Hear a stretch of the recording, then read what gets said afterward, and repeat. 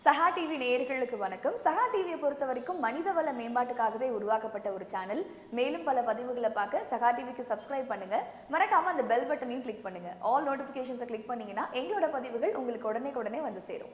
நண்பர்களே, இன்னைக்கு நம்ம சிந்திக்கிற தலைப்பு வந்து நம்பிக்கை எப்படி வைக்கணும் நம்ம வாழ்க்கையில் நம்ம நினைச்ச விஷயங்களை கிடைக்கிறதுக்கு, நம்ம நோக்கி வர வைக்கிறதுக்கு. இதை பார்க்கறதுக்கு முன்னாடி என்னை பேச வைத்துக் கொண்டிருக்கும் எல்லா குருமார்களையும் வணங்கி இதை நம்ம பார்க்கலாம்.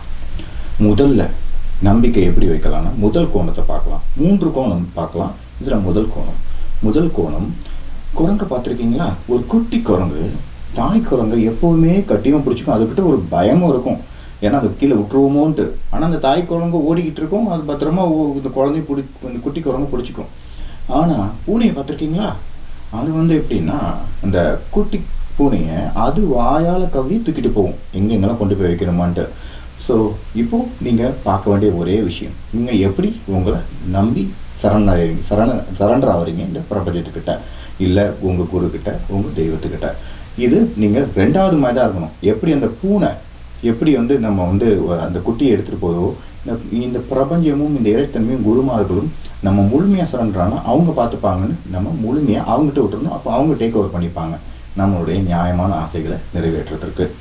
2வது விஷயம், பாண்டிச்சேரி அன்னை அவங்க ஒரு நாள் படகுல போயிட்டுருக்காங்க.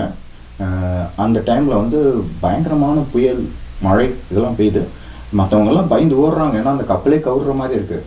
ஆனால் அன்னை மட்டும் அப்படியே சிரிச்சுக்கிட்டு இயல்பாக அப்படியே இருக்காங்க. ஒருத்தர் இன்னும் அன்னையே பயமே இல்லையா உங்களுக்கு கேட்கும்போது அவங்க சொன்னாங்களா, மகனே இறைவன் என்னோட இருக்காரு, நான் எதுக்கு பயப்படணும்? அப்படி முழுமையாக அந்த complete connection with divinity, or living with டிவினிட்டின்ற மாதிரி இருந்து அந்த பதில் சொன்னாங்க. அதுதான் நம்ம பண்ண வேண்டியது. என்ன சேலஞ்சஸ் நடந்தாலும் நம்மளோட இறைவன், அந்த குரு நம்மளோட இருக்காங்க, இந்த பிரபஞ்சமே என்னோட இருக்குன்றதை நம்ம பார்த்துக்கணும். அந்த மாதிரி கன்விக்ஷன், அந்த முழு அர்ப்பணிப்பு, முழு நம்பிக்கை, கம்ப்ளீட்டாக இன் டியூன் வித் டிவினிட்டி, இது நம்ம பண்ணியாகணும். 3வது விஷயம், ஒரு கதை மூலமாக இதை விளக்கலாம். ஒரு காலத்தில் ஒரு பெரிய கிங்டம், ஆனால் அந்த கிங்டமில் ஒரு யானையை வச்சு, அந்த கிங்டமோட அரசாட்சியே வித்தியாசம். ஒரு யானையை வச்சு தான் ஒரு மாலை எடுத்து அந்த மாலை எந்த மனிதர் மேலே விழுதோ அவரை ராஜாவாக்கிடுவாங்க. ஆனால் 1 வருஷம்தான். அதுக்கப்புறம் என்ன ஆகுனா, அந்த 1 வருஷம் கழிச்சு அந்த ராஜாவாக இருந்தவரை தூக்கி இன்னொரு தீவில் விடுவாங்க. அந்த தீவில் மிருகங்கள், கொடூரமான விஷயங்கள்லாம் இருக்கும். அங்கே போனவுடனே அந்த மிருகங்கள் சாப்பிட்றோம். ஆனால் 1 வருஷம் கிடைக்குதுன்னு சொல்லிட்டு நிறைய பேர் அப்படியே போயிடுவாங்க. அதுக்கப்புறம் 1 வருஷம் கழிச்சு அவங்களுக்கு அப்படியே கொண்டு போய் அந்த தீவுக்கு விட்டுருவாங்க. இப்படியே ஒரு வருடமாக போயிட்டு இருக்கும்போது ஒரு நாள் இதே மாதிரி யானை அடுத்த அரசரை தேர்ந்தெடுக்கிறாங்க. அந்த அரசருக்கு மாலை போடுது. அவர் நல்லா உட்காந்து நல்லா 1 வருஷம் ஜம்முன்னு பண்ணிடுறாரு. ஜம்முன்னு பண்ணிவிட்டு 1 வருஷம் முடிஞ்சிச்சு இல்லையா, அந்த தீவு கொண்டு போனோம் இல்லையா. அப்போது அந்த நல்லா கொண்டு எல்லோரும் விடுறாங்க. படகை பார்க்குறாரு, என்ன இது, நான் எனக்கு படகை அலங்கரிக்காமல் இருக்கீங்க, எனக்கு எல்லாமே அலங்கரிக்கணும். இன்னொன்று எல்லாம் சரி, போகிறதான் போய் சேர்றாரு, அலங்கரிக்கலாம்னு அலங்கரிச்சிருவாங்க. ஆனால் அந்த போட்டு ஓட்டுறாருல, அவருக்கு ஒன்றுமே புரியாதான், இது என்னடா அது இவர் இப்படி சொல்கிறாருன்ட்டு. நான் இது வரைக்கும் எந்த அரசரும் இப்படி பண்ணல. போய் அங்கே உள்ள மிருகங்கள் நம்மளை கடிச்சிருவோண்டு பயத்துலேயே அவங்க போய் அவங்க அங்கேயே திரும்பாமல் வந்துடுவாங்க. நீங்கள் என்ன இப்படி வித்தியாசமாக இருக்கீங்கன்னா சொல்லுறான், அட அன்பரே, நான் அந்த 1 வருஷத்தில் அந்த தீவை க்ளீன் பண்ணிட்டேன். எனக்காக ஒரு ராஜ்யமே நான் அமைச்சிட்டேன். எனக்காக எல்லா விஷயங்களும் நான் செட் பண்ணிட்டேன்.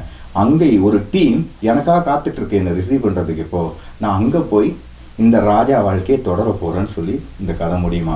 இதுலேருந்து என்ன தெரியுது, நம்ம ஒரு சந்தர்ப்பம் நம்ம கிடைக்கும் பொழுது நம்மளும் க்ரியேட்டிவாக யோசிக்கணும், என்ன பண்ணலாம் ஏது பண்ணலான்ட்டு.